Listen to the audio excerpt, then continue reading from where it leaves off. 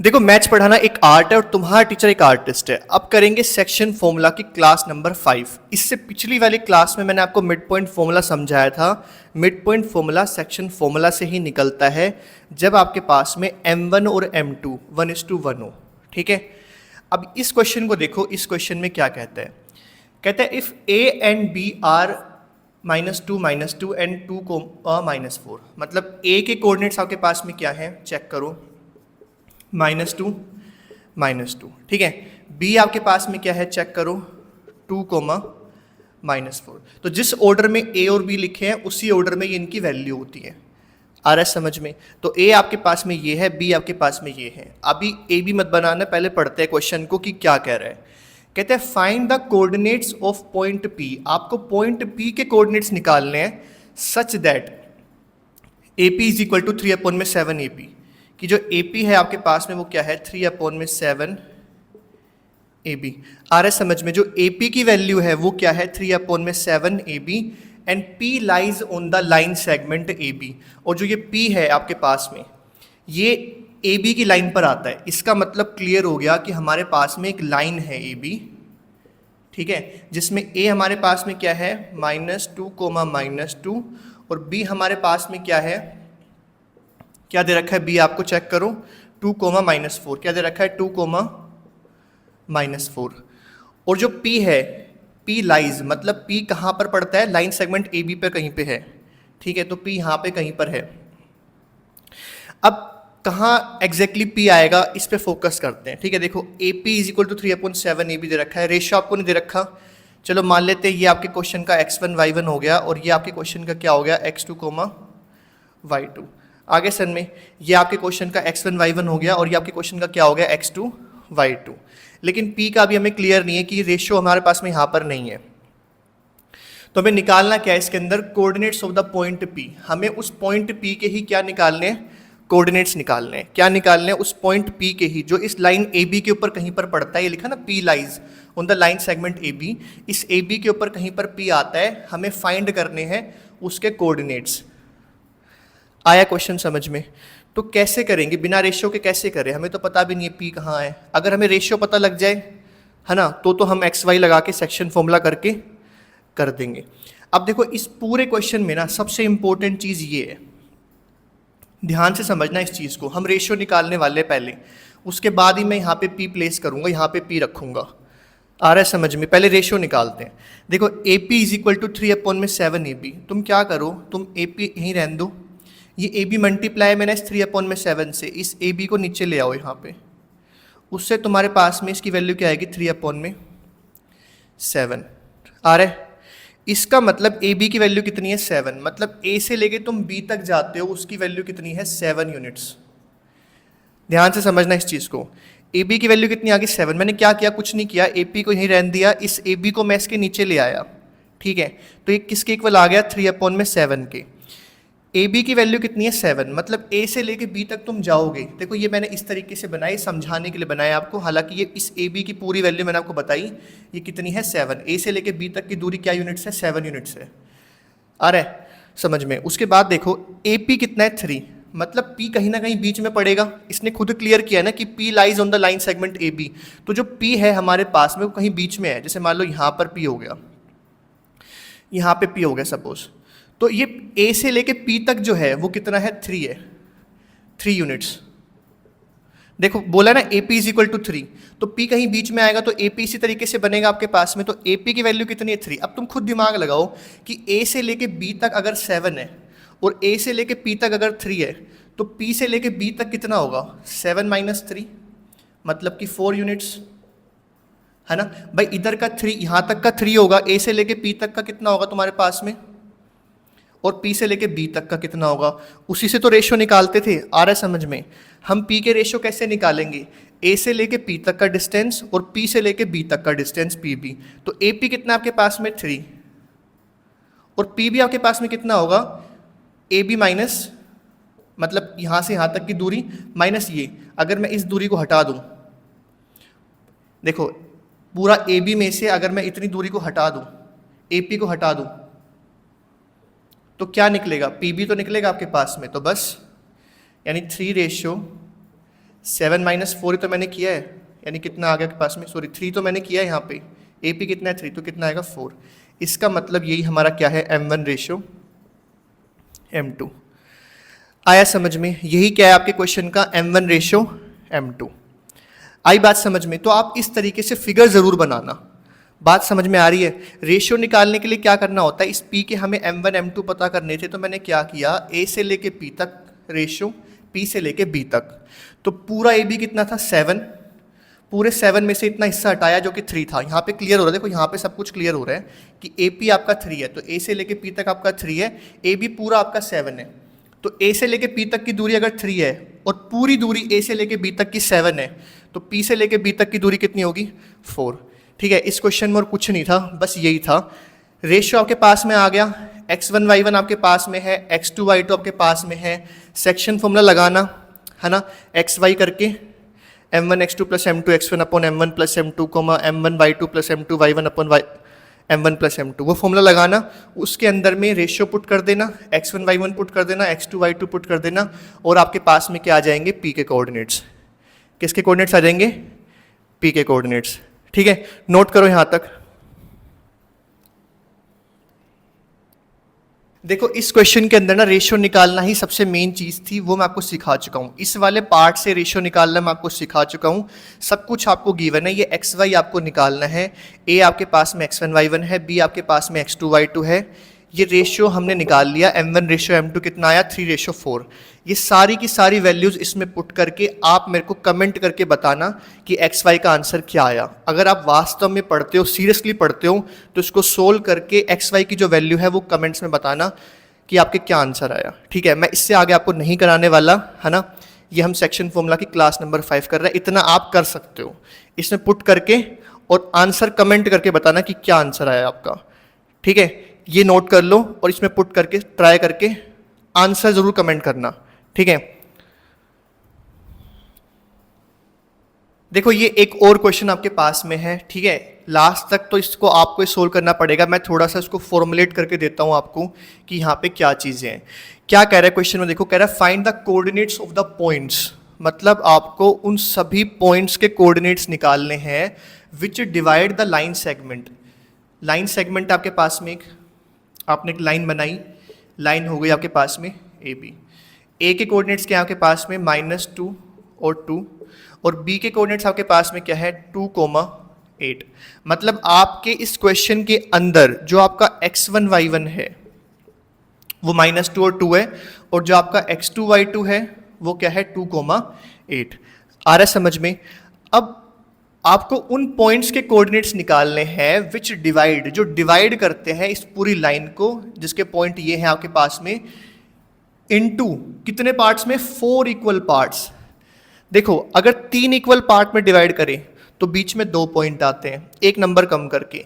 4 equal part में divide करेगा तो क्या आएगा, 3 पॉइंट आएंगे बराबर बराबर के। आपके पास में यहाँ पे हो गया C, लगभग यहाँ पे हो गया D, और यहाँ पे हो गया E। आ रहे समझ में? तो ये बराबर लग रहा है आपको, है ना। ठीक है, तो ये 4 इक्वल पार्ट हो गए। देखो एक ये हो गया, दूसरा, तीसरा, चौथा। ठीक है, ये हाइपोथेटिकल फिगर है, बिल्कुल एक्यूरेट तो जरूरी नहीं है, आपको बस मान के चलना है कि 4 इक्वल पार्ट हो गए यहाँ पे। आ रहा है समझ में? 4 इक्वल पार्ट हो गए। उसके बाद देखो अब इसके अंदर आपको सेक्शन फॉर्मूला लगा के सी, डी और ई निकालना है। तो यहाँ पे 3 केस बनेंगे, फर्स्ट केस, सेकंड केस और थर्ड केस। ठीक है, आप पहले फर्स्ट केस सोल्व करना, फिर सेकंड केस सोल्व करना, फिर थर्ड केस सोल्व करना। मैं जो आपको समझा रहा हूं वो देखो। फर्स्ट केस आपके पास में क्या है, फर्स्ट केस आपके पास में कि आपको सी के कोऑर्डिनेट्स निकालने, तो सी आपके लिए क्या रहेगा, एक्स वाई। हमने क्वेश्चन किया था ऐसा सेकंड क्लास के अंदर में शायद, जिसके अंदर में 3 इक्वल पार्ट्स में हमारी लाइन डिवाइड हो रही थी, है ना। बीच में 2 पॉइंट आए थे। अब यहाँ पे क्या लिखा है, 4 इक्वल पार्ट्स, तो यहाँ पे कितने पॉइंट आए हैं, 3 पॉइंट। तो सी आपके पास में क्या रहेगा, एक्स वाई, जो आपको किससे निकालना है, सेक्शन फॉर्मूला से। सेक्शन फॉर्मूला आपको पता है। ए आपके पास में क्या रहेगा, ये -2,2, ये आपका क्या रहेगा, x1, y1। ये सब नोट करते जाना आप मेरे साथ साथ में, ठीक है। और आप निकाल के आंसर मुझे कमेंट में बताना क्या आंसर आया। बी आपके पास में क्या रहेगा, 2,8। ये आपके क्वेश्चन क्या रहेगा, x2, y2। ओके, ये आपके क्वेश्चन का क्या रहेगा, x2, y2। और इसका m1 m2 क्या होगा, जो सबसे इंपॉर्टेंट है हमारे लिए। इंपॉर्टेंट तो सब कुछ है, लेकिन m1 m2 यहाँ पर नहीं है हमारे पास में, रेशियो हमारे पास में नहीं है। तो ध्यान से समझो, देखो मैं यहाँ समझाऊंगा और इरेज कर दूंगा, आप मेरे साथ साथ नोट करना, ठीक है, वीडियो को पॉज करके। देखो 4 हिस्से हो गए, 1 2 3 और 4। सेकंड केस के अंदर भी, अभी पहले ये समझो, पहले ये चीज़ नोट कर लेते हैं, रेशियो लास्ट में निकाल के बताता हूँ। देखो फर्स्ट केस में क्लियर हो गया, हम सी के पॉइंट्स निकालेंगे, तो फर्स्ट केस में हम इसको एक्स वाई मान लेते हैं, x1 y1 x2 y2 same रहेगा, रेशियो भी बताऊंगा आपको। सेकंड केस में आप क्या निकालोगे, डी। तो सेकंड केस में आप फिर से सेक्शन फॉर्मूला लगाओगे, आप डी को क्या मान लोगे, एक्स वाई। ए आपके पास में क्या है, -2, यानी ये आपका x1 है और ये आपका y1 है। बी आपके पास में क्या है, 2, 8, यानी ये आपका x2 है और ये आपका क्या है, y2 है। इसका m1 रेशियो m2 अभी बताऊंगा आपको। थर्ड केस में क्या करेंगे, थर्ड केस के अंदर में हमारा e निकालेंगे। e के कोऑर्डिनेट्स क्या होंगे, एक्स वाई, फिर e को एक्स वाई मान लेंगे, है ना। फिर से सेक्शन फॉर्मूला लगाएंगे। a हमारे पास में क्या है, चेक करो, -2, तो ये हमारा x1 है, ये y1 है। b हमारे पास में क्या है, 2, 8, तो ये हमारा x2 है, ये y2 है। इसका m1 रेशियो m2 अभी निकालते हैं। आगे समझ में, आपको इस पूरे में सेक्शन फॉर्मूला लगाना है, x y is equal to रख के ये पूरा सोल्व करके आपको आंसर मिल जाएगा। ऐसे आपको डी के कोऑर्डिनेट्स मिलेंगे, पहले सी के निकालना, फिर डी के निकालना, फिर किसके निकालना, ई के निकालना। और हो सके तो आंसर कमेंट करना, देखूंगा मैं आप में से कौन इतना सीरियसली पढ़ रहा है, ठीक है। जो सीरियसली पढ़ रहा है वो ज़रूर कमेंट करेगा। तो सी है, डी है और ई है। और जिसने सोल्व ही नहीं किया होगा, जिसने वीडियो देखी ही नहीं होगी, वो कमेंट नहीं करेगा, उसको आएगा ही नहीं। तो सेक्शन फॉर्मूला आप खुद अप्लाई करोगे। रेशियो कैसे निकालोगे, ध्यान से समझो। अब देखो यहाँ पे आ जाओ, जब तुम्हें सी की रेशियो निकालनी है, मतलब तुम्हें सी का m1 रेशियो m2 निकालना है, बिल्कुल फोकस बोर्ड पे रखना, ध्यान से समझना अच्छे से, ठीक है। जब तुम्हें सी का रेशियो निकालना है कि भाई सी किस रेशियो में इसको डिवाइड कर रहा है, तो तुम ये देखो कि सब कुछ लाइन शुरू कहाँ से हो रही है, ए से शुरू हो रही है। तो ए से लेके सी तक क्या हो जाएगा, ए सी। ए से लेके सी तक क्या हो जाएगा तुम्हारे पास में, ए से लेके सी तक क्या हो जाएगा, ए सी। फिर रेशियो का साइन लगाओ, फिर कहाँ खत्म हो रही है, बी पे खत्म हो रही है, तो तुम सी से लेके बी तक चले जाओ, तो क्या हो जाएगा, सी बी। आया कुछ समझ में, ध्यान से समझो इस चीज़ को। जब तुम्हें सी का रेशियो निकालना, देखो सी के एक्स वाई तो तुम निकाल लोगे सेक्शन फॉर्मूला से, x1 y1 तुम्हारे पास है, x2 y2 तुम्हारे पास में, लेकिन रेशियो कैसे निकालोगे, ध्यान से समझो। सी का रेशियो कैसे निकालोगे, लाइन शुरू कहाँ से हो रही है, ए से लेके सी तक क्या हो गया, ए सी। फिर सी से लेके खत्म कहाँ हो रही है, बी पे, सी से लेके बी तक क्या हो गया, सी बी। अब तुम ये देखो कि 4 हिस्से हुए हैं इस लाइन के, एक ए सी, 1 2 3 और ये 4 हिस्से हुए हैं, है ना। तो चारों में से ए से लेके सी तक कितने हिस्से कवर हुए, एक हिस्सा, तो यानी 1 रेशियो। सी से लेके बी तक में लाइन के कितने हिस्से कवर हो रहे हैं, सी से लेके डी तक एक हिस्सा, ये 2 3, यानी 1:3। इसका मतलब इस केस में रेशियो क्या यूज करोगे तुम, 1:3। मतलब m1 तुम्हारा कितना रहेगा, 1, और m2 कितना रहेगा, 3। आ रहा है समझ में। आई होप आपको ये बात समझ में आई हो, है ना, कि किस तरीके से रेशियो निकालते हैं। आपको ये बात समझ में आ गई होगी यहाँ से। उसके बाद देखो, उसके बाद में हम चलते हैं डी की तरफ। हम किसकी तरफ जाएंगे, डी की तरफ, है ना। फिर आ गए आप डी की तरफ। अब जब तुम्हें d का m1 रेशियो m2 निकालना है, ध्यान दो, अब जब तुम्हें d का m1 रेशियो m2 निकालना है, जो कि सेकंड केस में हमें d के पॉइंट्स निकालने हैं, तो इसका तुम m1 रेशियो m2 निकालोगे तो क्या करोगे, लाइन कहाँ से शुरू हो रही है, a से, तो a से लेके d तक जाओगे तो क्या हो गया, ad। रेशियो लाइन खत्म कहाँ हो रही है, d से लेके b तक, d से लेके b तक, तो क्या हो गया, db। तो कितने हिस्से कवर हुए, ad तक कितने हिस्से कवर हुए, देखो 1 2 हिस्से कवर हुए, और D से लेके B तक कितने हिस्से कवर हुए, 1 2 हिस्से कवर हुए। तो 2:2 को तुम कॉमन निकाल के काट सकते हो, क्या हो जाएगा, 1:1, यानी यहाँ पे क्या आएगा, 1:1। इसका मतलब तुम इसके अंदर में मिड पॉइंट फॉर्मूला भी यूज कर सकते हो। देखो D जो है ना, मिड पॉइंट है इसका, 2 बराबर इससे इसके इस तरफ है, 2 बराबर इससे उस तरफ है, तो D हमारा क्या है, मिड पॉइंट। ये फिगर लाइन मैंने ऐसी बनाई है, एक्यूरेट नहीं है ना, उसके लिए माफ कर देना, लेकिन D हमारा क्वेश्चन का क्या है, मिड पॉइंट है। आई होप आपको ये बात समझ में आई हो। उसके बाद देखो ई को देखते हैं, है ना। केस 3 हमारे पास में क्या है, ई का, तो इसके m1 रेशियो m2 निकाल लें। तो इसका m1 रेशियो m2 कैसे निकलेगा, लाइन शुरू हुई ए से लेके पहले तुम ई तक आओगे, यानी ए ई रेशियो, फिर ई से लेके बी तक ई बी। तो ए से लेके ई तक में कितने हिस्से कवर हुए हैं, कितने पार्ट्स कवर हुए हैं, 1 2 3, यानी 3 रेशियो, और ई से लेके बी तक में एक हिस्सा 1। तो इसकी रेशियो क्या है तुम्हारे पास में 3:1। तो इसकी रेशियो क्या है तुम्हारे पास में 3:1। ठीक है, आई होप आपको समझ में आया अच्छे से। अब बस सेक्शन फॉर्मूला अप्लाई करना और आंसर कमेंट करना। देखो आप मेहनत करोगे, अच्छे से पढ़ोगे, अच्छे से सीखोगे, आपको नहीं समझ में आता आप कमेंट्स में बताओ मेरे को, मैं और अच्छे से पढ़ाने की कोशिश करूंगा।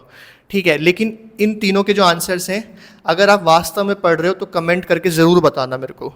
ठीक है, नोट करो इसको। देखो ये लास्ट क्वेश्चन है इस वीडियो का, है ना, इसको भी समझ लेते हैं। तो ये वीडियो बेसिकली टेस्ट योरसेल्फ के ऊपर है। आप खुद जो है सेक्शन फॉर्मूला लगा रहे हो, मैं कहीं नहीं लगा रहा, मैं बस आपको पूरा का पूरा सिचुएशन बना के दे रहा हूँ, है ना। आपको बस फॉर्मूला में वैल्यूज पुट करके सिंप्लीफाई करके कमेंट में आंसर बताना है मेरे को। एक ये वाला क्वेश्चन है, देखो इसको ना सेक्शन फॉर्मूला में डाला जाता है, लेकिन ये क्वेश्चन जो है ये डिस्टेंस फॉर्मूला से हो जाता है। कैसे? कह रहा है find the area of a rhombus. तो एक रोम्बस बना लो। तो रोम्बस क्या होता है बेसिकली, जिसकी चारों साइड्स इक्वल होती हैं। इसकी जो चारों साइड्स होती हैं ना, ये क्या होती हैं, इक्वल है। हालांकि ये रोम्बस नहीं, पैरेललोग्राम ज़्यादा लग रहा है। रोम्बस भी एक टाइप का पैरेललोग्राम ही होता है वैसे आपके पास में। ठीक है, ये आपके पास में क्या हो गया, एक रोम्बस। इसकी जो सारी साइड्स होती हैं वो क्या होती हैं, इक्वल होती हैं। तो जैसे इसमें फिगर की नाम, जैसे फिगर बोला ना इसने, तो मैंने फिगर बना ली। तो रोम्बस की 2-3 प्रॉपर्टी है, वो आप याद कर लो। क्या होती है रोम्बस की प्रॉपर्टी, कि जो इसकी ऑल साइड्स होती हैं, मैंने हेडिंग डाल दी रोम्बस। ठीक है, ध्यान रखना, इसकी जो सारी साइड्स होती हैं रोम्बस की, आप लिखोगे ऑल साइड्स आर इक्वल। इसकी सारी साइड्स क्या होती हैं, इक्वल होती है। और एरिया ऑफ रोम्बस का फॉर्मूला लिख लो फिलहाल के लिए बस। वो क्या होता है, 1/2 इंटू प्रोडक्ट